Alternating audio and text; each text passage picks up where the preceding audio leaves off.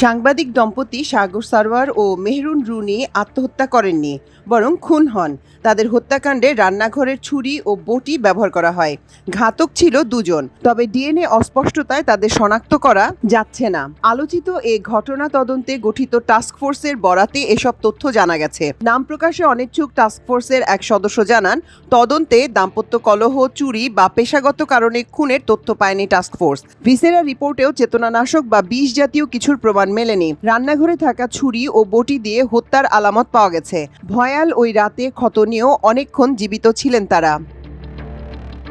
তাদের বাসায় আগে থেকে কেউ অবস্থান করছিলেন বলে প্রমাণ পাওয়া যায়নি, আর জোর করে কেউ প্রবেশও করেননি। 2012 সালের 11 ফেব্রুয়ারি খুন হন সাংবাদিক দম্পতি সাগর রুনি। শেখ হাসিনা পালিয়ে যাওয়ার পর এই হত্যা মামলার তদন্ত শেষ করতে টাস্কফোর্স গঠন করে অন্তর্বর্তী সরকার। টাস্কফোর্স নতুন করে 7 সাংবাদিক সহ 12 জনকে জিজ্ঞাসাবাদ করে। সম্প্রতি জমা দেওয়া সংস্থাটির তদন্ত প্রতিবেদনে বলা হয়েছে, রাত 3টা থেকে 5টার মধ্যে খুন হন সাগর রুনি। এছাড়া ডিএনএ পরীক্ষার রিপোর্ট পর্যালোচনা করে তদন্ত কমিটি জানায়, প্রথমে সাগর ও পরে রুনিকে ছুরিকাঘাতে হত্যার আলামত পাওয়া যায়। প্রতিবেদনে আরো বলা হয়, হত্যায় সাগর বাধা দিতে পারেন এমন ধারণায় তার হাত পা বাঁধা হয়। রুনি নারী হিসেবে দুর্বল চিন্তা করে তার হাত পা বাঁধার প্রয়োজন মনে করেনি ঘাতকরা।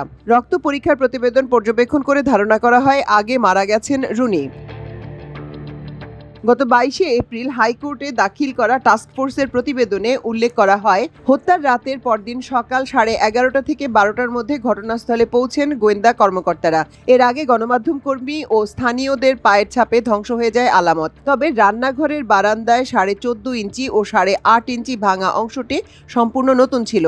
তা দিয়ে সহজে মানুষ ঢুকতে ও বের হতে পারে, যদিও সেখানকার পূর্ণাঙ্গ ফুটপ্রিন্ট পাওয়া যায়নি।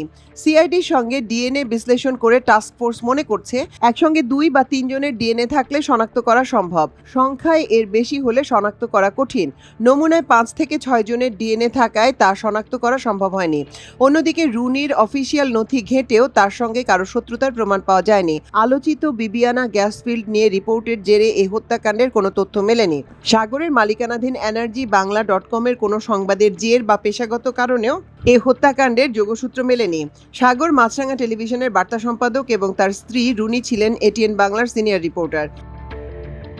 এই হত্যা মামলার তদন্ত প্রতিবেদন দাখিলে বিগত আওয়ামী লীগ সরকার 116 বার তারিখ পেছায়।